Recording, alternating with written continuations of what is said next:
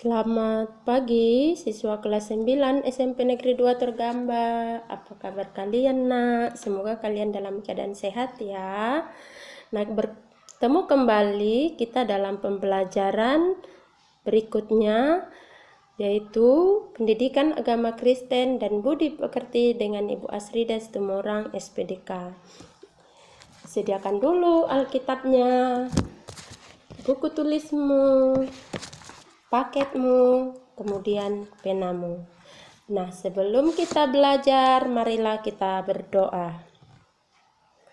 Kita berdoa. Allah Bapa yang Maha Kuasa, di dalam nama Putramu Yesus Kristus dan Roh Kudus, kami berterima kasih kepadamu ya Bapa, atas rahmat dan kasih-Mu kepada kami yang selalu setia memberikan kami penyertaan melalui Roh Kudus-Mu. Kini kami kembali membahas materi pembelajaran di dalam pertemuan pendidikan agama Kristen. Kiranya Roh Kudus-Mu Tuhan yang memampukan kami, membuat kami nyaman dalam belajar lewat video ini. Dalam nama Yesus Kristus kami berdoa. Amin. Baiklah, pada materi sebelumnya kita sudah membahas tentang turunnya Roh Kudus. Pada saat ini anak-anak sekalian yang dikasihi dan dicintai oleh Kristus, materi kita yaitu tentang perjalanan misi. Yang pertama kita bahas adalah titik awal misi Allah bagi dunia. Misi adalah bagian penting dari pertumbuhan gereja. Gereja tidak akan ada artinya tanpa misi. Misiologi atau ilmu pengetahuan tentang misi berasal dari kata Latin yaitu missio yang berarti pengutusan. Dalam bahasa Inggris kata mission berarti karya Allah. Jadi misi adalah tugas yang dipercayakan Allah kepada setiap orang percaya, termasuk siswa kelas 9 SMP Negeri 2 Tergamba, untuk memberitakan Injil kepada semua orang.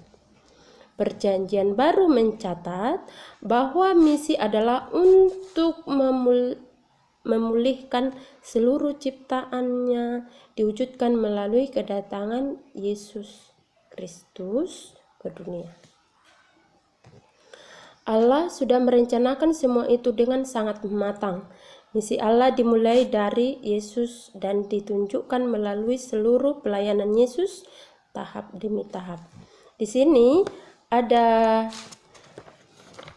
4 tahap ya misi yang dilakukan oleh Yesus. Yang pertama, tahap pertama yaitu Yesus mencari dan memilih orang-orang yang akan menjadi muridnya. Matius 4 ayat 18 sampai 19. Jadi Yesus memilih 12 muridnya ya. 12 muridnya atau rasulnya sebagai temannya untuk mengabarkan Injil.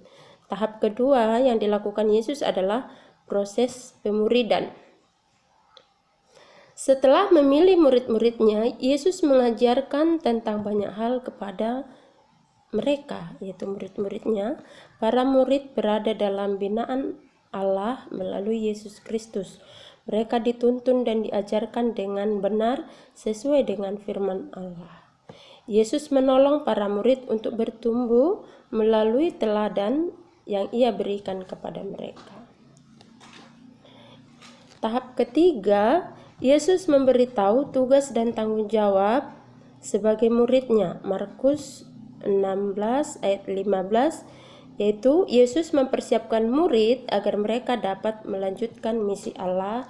Kita buka dulu Markus 16 ayat 15.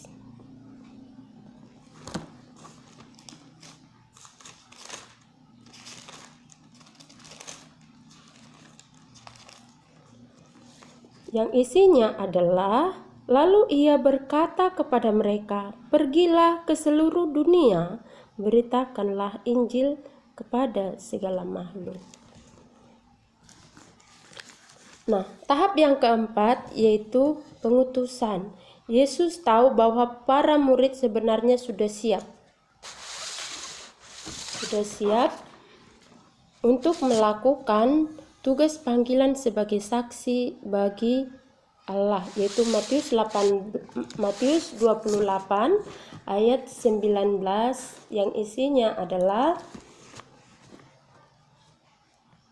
"Karena itu, pergilah, jadikanlah semua bangsa muridku dan baptislah mereka dalam nama Bapa dan Anak dan Roh Kudus."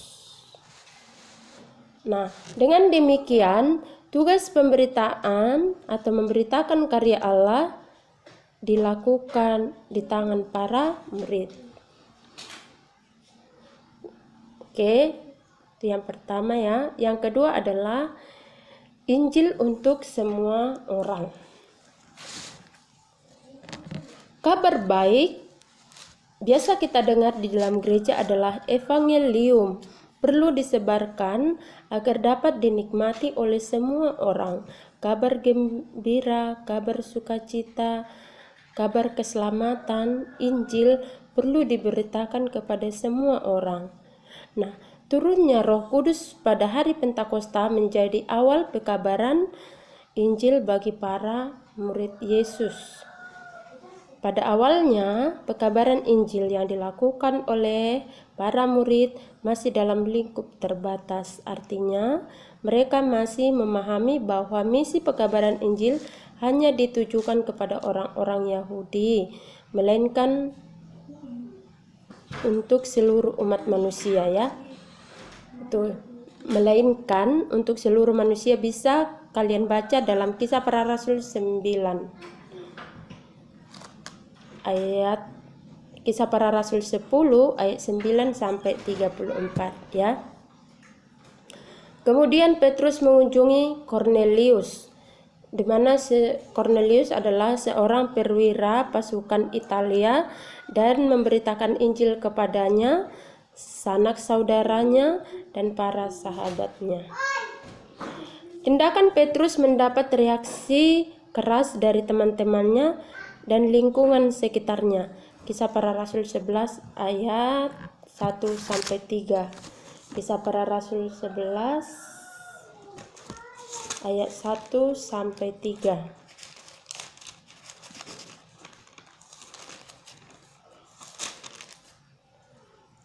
Nah, di sana Petrus mempertajamkan baptisan Kornelius di Yerusalem ya.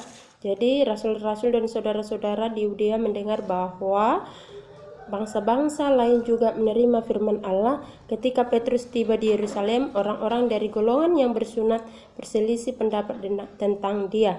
Kata mereka, "Engkau telah masuk ke rumah orang-orang yang tidak bersunat dan makan bersama-sama dengan mereka." Artinya bahwa pekabaran Injil telah menembus orang non-Yahudi.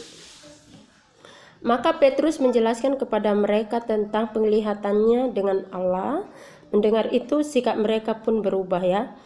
Allah membuka wawasan pemikiran para murid dalam melaksanakan panggilannya sebagai saksi Kristus, yaitu di ayat 18. Kisah Para Rasul 11 ayat 18 yang berbunyi, "Ketika mereka mendengar hal itu, mereka menjadi tenang, lalu memuliakan Allah," katanya. Jadi kepada bangsa-bangsa lain juga Allah mengaruniakan pertobatan yang memimpin kepada hidup. Oke. Nah, sejak itu pekabaran Injil makin meluas, menjangkau banyak orang dari segala bangsa. Filipus memberitakan Injil kepada sida-sida dari Ethiopia. Paulus dan Barnabas melakukan pekabaran Injil hingga ke Asia Kecil, makin meluas ya. Nah, sekarang kita membahas tentang bagian C, di mana C ini adalah misi Allah dan pertumbuhan gereja. Misi pekabaran Injil berkembang semakin pesat, semakin luas. Misi yang dilakukan oleh Rasul Paulus sendiri menjangkau banyak tempat dan berbagai bangsa. Ia melakukan perjalanan misinya hingga 3 kali. Perjalanan misi pertama Rasul Paulus menjangkau Antiokhia, Syria, Akwilea dan Siprus, yaitu Kisah Para Rasul 13 ayat 1 sampai 14 tambah ayat 28. Nah, kemudian perjalanan misi kedua Rasul Paulus dilakukan bersama dengan Silas. Mereka berangkat dari Antiokhia menuju Syria dan Kilikia, lalu tiba di Galatia. Di Listra, Timotius bergabung dengan mereka. Mereka menyeberangi daerah Frigia dan perbatasan Misia, kemudian bergabung dengan Lukas di Troas. Paulus memutuskan pergi ke Eropa. Di Mesopotamia, ia mendirikan komunitas Kristen pertama Eropa, yaitu Jemaat Filipi, Jemaat Tesalonika, Jemaat Berea, Jemaat Athena, Jemaat Korintus. Di Korintus, Paulus tinggal selama 1,5 tahun di rumah sepasang suami istri bernama Aquila dan Priscilla, yaitu Kisah Para Rasul 18 ayat 11. Pada musim dingin tahun 51, Paulus menulis surat kepada Jemaat Tesalonika, dokumen tertua dari Perjanjian Baru. Tahun berikutnya ia kembali ke Antiokhia. Kemudian perjalanan misi Rasul Paulus yang ketiga adalah ia tinggal beberapa saat di Antiokhia lalu pergi ke Galatia dan di Frigia untuk mendukung gereja-gereja yang telah ia dirikan pada perjalanan sebelumnya, yaitu bisa kita baca di Kisah Para Rasul 18 ayat 23 ya, dibaca ya nak. Kemudian ia mengelilingi wilayah barat Bitinia dan tiba di Efesus melalui jalan darat. Di Efesus, ia menulis surat pertamanya kepada orang-orang Korintus. Setelah 3 tahun di Efesus, Paulus mengunjungi Asia Kecil dan Yunani. Kemudian untuk menghindari rencana pembunuhan oleh orang-orang Yahudi, ia berlayar ke Troas mendahului Lukas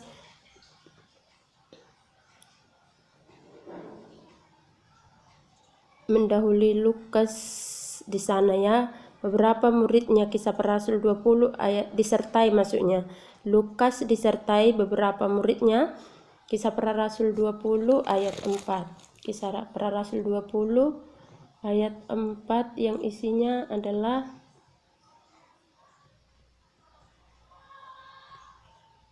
ia disertai oleh Sopater anak Pirus dari Berea dan Aristarkus dan Sekundus, keduanya dari Tesalonika, dan Gaius dan dari Derbe, dan Timotius dan 2 orang dari Asia, yaitu Titikus dan Trofimus. Ya, itulah ya orang yang menyertai dia ya. Akhirnya ia kembali ke Yerusalem dan bertemu dengan Yakobus di sana. Perjalanan misi Rasul Paulus terus berlanjut. Saat ditangkap di Roma, Rasul Paulus tidak berdiam diri. Ia terus melayani dengan cara menulis 2 surat, yaitu surat untuk jemaat Kolose dan surat untuk jemaat dan surat pribadi untuk Filemon. Saat Paulus di penjara, seorang bernama Onesimus menemui Paulus. Ia adalah seorang budak dari seorang bernama Filemon. Onesimus melarikan diri karena melakukan sebuah kesalahan. Setelah mengetahui duduk perkaranya, Paulus menulis surat kepada Filemon memintanya agar bersedia mengampuni dan menerima kembali Onesimus. Dari alasan Paulus menulis surat kepada Filemon tersebut, kita jadi tahu bahwa pekabaran Injil tidak semata ditujukan kepada orang-orang yang belum mendengar kabar baik. Orang-orang yang telah menerima Injil pun tetap harus digembalakan agar dapat terus membaharui iman kepada mereka. Surat penggembalaan Paulus ini juga menjadi bagian penting dalam misi pekabaran Injilnya. Dengan demikian, iman jemaat-jemaat yang telah ia dirikan dapat makin bertumbuh dengan terpelihara. Bahkan pekabaran Injil yang Rasul Paulus lakukan masih dapat kita ikuti melalui surat-suratnya di dalam Alkitab. Nah, pekabaran Injil ini akan terus berlangsung oleh kita gereja-gereja muda, dan berikutnya nanti pun kita akan membahas materi pembelajarannya yaitu gereja di Indonesia. Nah, untuk itu menjadi tugas dan tanggung jawab kita untuk memberitakan Injil sebagai orang-orang yang percaya kepada Yesus Kristus. Nah, tugas kalian adalah 1, silakan ditulis, bacalah Kisah Para Rasul 8 ayat 26 sampai 40. Kemudian garis pertama, siapakah tokoh-tokoh yang terlibat dalam cerita itu? Garis berikutnya, menurutmu siapakah yang paling berperan? Garis berikutnya, mengapa Allah menuntun Filipus untuk menemui sida-sida itu? Soal nomor 2. Seandainya kamu menjadi Filipus, apa pendapatmu ketika ada yang menyuruhmu menemui seseorang lalu bercerita tentang kasih Allah kepadanya? Soal kedua, jika kamu adalah gereja, bentuk kesaksian apa yang kamu tujukan dengan tindakanmu itu? 4. Menurutmu, apakah gereja harus melanjutkan misi Allah? Bagaimana kalau gereja tidak melakukannya?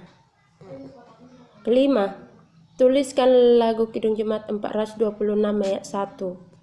Latihlah, nyanyikan lagu tersebut, lalu kirimkan videonya kepada ibu. Yang keenam, perasaan atau kesan apa yang dapat kamu dapatkan dari pelajaran ini? Yang ketujuh, tuliskan 3 tahap misi Allah di dalam Yesus Kristus. Yang kedelapan, tuliskan perjalanan misi Rasul Paulus. Yang kesembilan, tuliskan penjelasanmu bahwa Injil untuk semua orang. 10. Tuliskan kesimpulanmu tentang perjalanan misi. Udah 10 soal, silahkan dikerjakan. Kita pelajari dulu nyanyian nomor 426.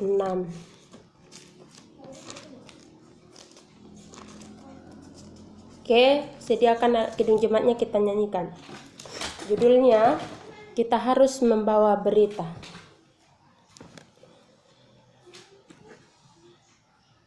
Kita harus membawa berita pada dunia dalam gelap tentang kebenaran dan kasih dan damai yang menetap, dan damai yang menetap. Karena gelap jadi remang pagi, dan remang jadi siang terang. Kuasa Kristus kan nyatalah, rahmani dan cemerlang. Nah, demikian pembelajaran Kidung Jemaat nomor 426. Silahkan dilatih di rumah. Pelajari lagu ini, kirim videonya kepada ibu, bisa menggunakan musik Kidung Jemaat. Oke, demikianlah pembelajaran kita tentang perjalanan misi. Kita bertemu kembali dalam materi berikutnya, yaitu tentang gereja di Indonesia. Mari kita berdoa. Kami sembah, kami muliakan Engkau Tuhan pada saat ini. Terima kasih Tuhan buat perjalanan misi yang kami pelajari di sini. Perjalanan misi pekabaran kerajaan Allah yang pertama dilakukan oleh Yesus Kristus, kemudian para murid-murid yang dipilih oleh Yesus, kemudian Rasul Paulus, dan tugas itu Tuhan Engkau berikan kepada kami. Biarlah kami Tuhan melibatkan diri, pakai kami Tuhan menjadi alat-Mu untuk bekerja di ladang-Mu dalam hal memberitakan Injil, baik dalam perkataan kami Tuhan, perbuatan kami sehari-hari terpelihara di hadapan-Mu sebagai orang percaya yang layak menjadi pewaris kerajaan surga. Ampunilah kiranya dosa-dosa kami Tuhan, agar kami layak menerima berkat-berkat-Mu. Dalam nama Yesus Kristus kami berdoa. Amin.